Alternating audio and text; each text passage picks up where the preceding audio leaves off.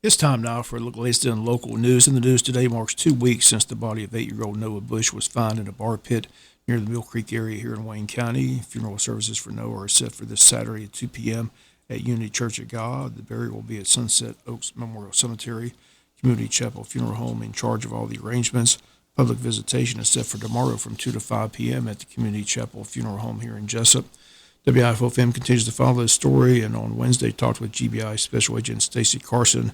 She tells us that the GBI has turned their findings over to the Wayne County Sheriff's Department and to the District Attorney's Office, and a news release will come from the Wayne County Sheriff Chuck Mosley, who we've been in contact with every day seeking more information. And again, we're told that soon a statement will be released with information regarding the death of 8-year-old Noah Bush. WIFO FM has talked with Noah's mother, his sister, and brother. All stated a similar opinion. They believe foul play was involved, that Noah was scared to death of water. On that fateful day, 4 juvenile boys walked to that area in Mill Creek. Only 3 returned home. The 3 other boys and their families said nothing about where Noah was or what happened to him. An autopsy has been performed. Still no cause of death has been reported. It's assumed that he drowned, but the autopsy should reveal the exact cause of death. And we continue to ask and hopefully receive a statement soon as to what actually happened on May 16th and how did an 8-year-old boy pass away. Again, his family is still waiting on those answers as well. And the funeral is set for this Saturday, 2 p.m. at Unity Church of God. Today at 2 p.m. at Reinhardt & Sons Funeral Home Chapel, a celebration of life services for well-known Wayne County resident Patricia Armstrong, who passed away on Sunday. And she owned and operated Armstrong Photography for years that was in business here in Wayne County. Former Chamber of Commerce president, a member of the Jesup Kiwanis Club. Family received friends an hour prior to the service. Dr. Felix Haynes officiating. Again, that's today, celebration of Patricia Armstrong's life. Again, she passed away Sunday, May 26th, in 1966, graduate of Wayne County High School, where she was a cheerleader and a homecoming queen. We'll be back with more from the school board meeting this past Tuesday, right after this word from our sponsor, the commercial messages, so please stay tuned. Other news, we've got more from Tuesday's school board meeting where the school board opened up the bids for the new agricultural center and the new ROTC building, but after hearing the cost of the bid proposals, in the neighborhood of $8 to $10 million, the board has opted to back up and punt, to use a football analogy, which was stated by Chairman Bruce Harris of the board during the meeting, as after the board voiced their displeasure on how much the bids came in at. Superintendent Dr. Sean Kelly and the board discussed their options. Happy with this, then obviously there is options that you have. Let me make sure that I give you advice on what your options are so that we don't misstep or stumble or something and open ourselves up to something a little bit later. It doesn't necessarily, in my opinion, mean that they have to make it smaller. But you talk about the HVAC, like we don't have to get the top of the line appliances. There's a lot of money that adds up on the insides that there's going to be cheaper options and stuff like that too. The night that I made the motion to let's go ahead and send it out for bid, if I remember correctly, I said the reason I made that motion is because all we were getting were estimates at the time. An estimate is not what you're going to pay, it's just an estimate. So I asked, let's just go ahead and get a bid, and we agreed to get a bid on the first revision. But I also remember us saying, if it's more than what we want, then we'll back up and punt and go again. This is what we asked for on that night, and if it's more than what we want, we can back up and punt and go again. You can also do something that's called value engineering. So you can. That's kind of what you received. You can look at things that are in the current plans and remove things. I'll give you an example. For example, James E. Bacon. Okay, one of the things that was value engineered was that it removed all the gutters to save money. Okay. And if you recall, we had to come back and put gutters back in with certain things. So, but you can value engineer. You can change appliances or not buy appliances, or you can put a different flooring in depending on, based on what is required. You can HVAC a smaller square footage, and so all of those things are options that you can look at as we go through the process. It's not something you have to decide on tonight or 2 weeks from now. I mean, you have time to do this. If it's a $5 million splost, you don't have to decide something today or tomorrow or this month. Newly elected board member Kerry Yarber expressed his opinion. He said that he believed the bids were just simply too high Yarborough asked the superintendent to explain how the board got to this point, and the superintendent went through the timeline of the SPLOST being passed and the two main projects to be built, the new ag facility and the new ROTC building. Mr. Yarborough asked about a weight room, and the superintendent explained that the capital outlay committee that was formed, Dr. Kelly says the weight room was never mentioned. Brings us to this evening, that is what we did. Now, the board has lots of options about what to do, what not to do, and those kind of things.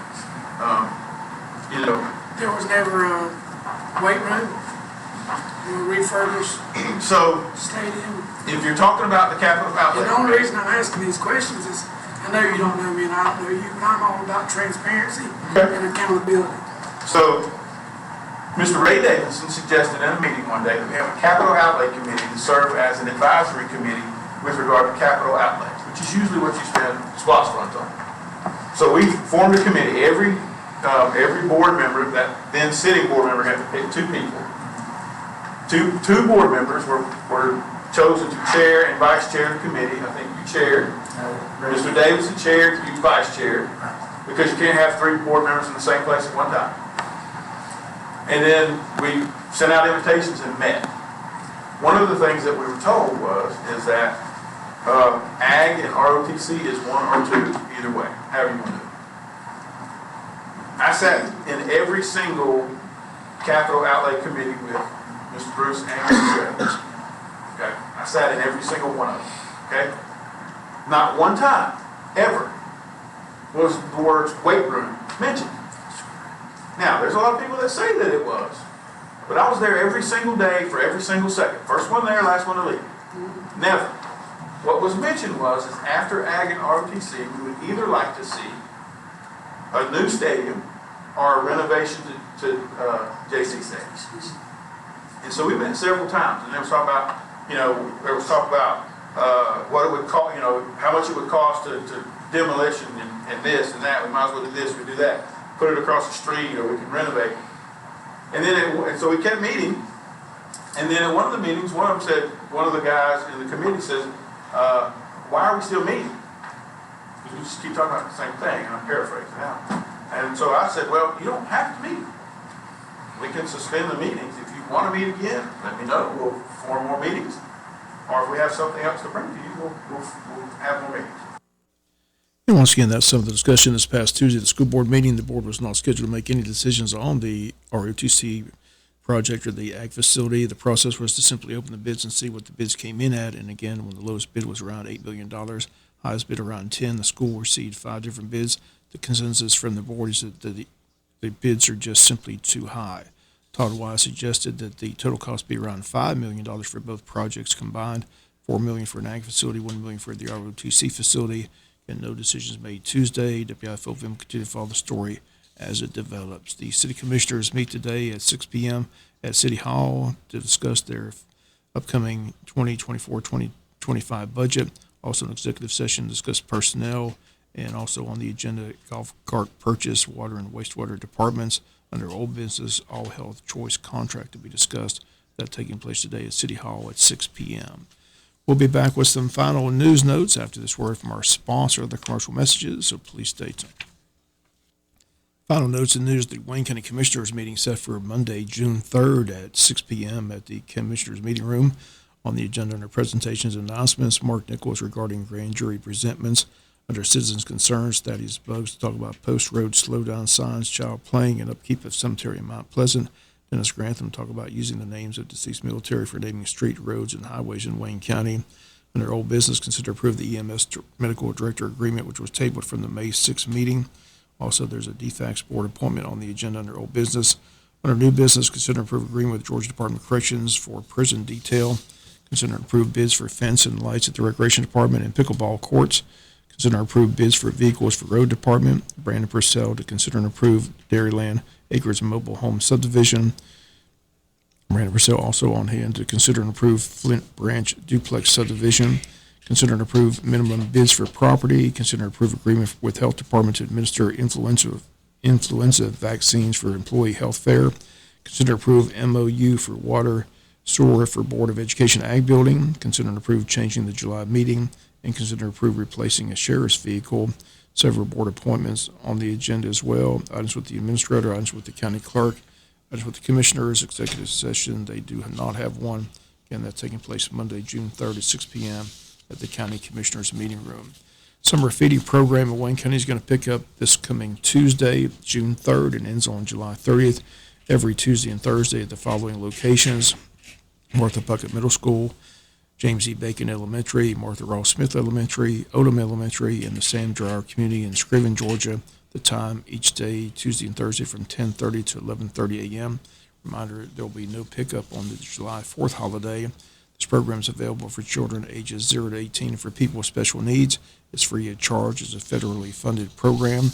Meals for multiple days are provided in each bag. Breakfast and lunch provided in each bag. Pickup will be drive-through only. There is no on-site eating. Once again, the program kicks in on Tuesday. On Monday, Randy Trapnell with the food service program will be on hand to talk about the program that kicks in on Tuesday. Again, she'll be our special guest on Monday's Butch and Bob Show. Wayne County Catfish Tournament set for this weekend. Again, still time to sign up. Entry fee for the event is $200 per boat with one or two fishing in a boat. Each additional fisherman, $100. Big fish pot entry is $10 per fisherman. Registration can be done online at active.com or can be dropped off at the Tourism Board's office at the train depot. Registration packets are available online or the Jesup train depot.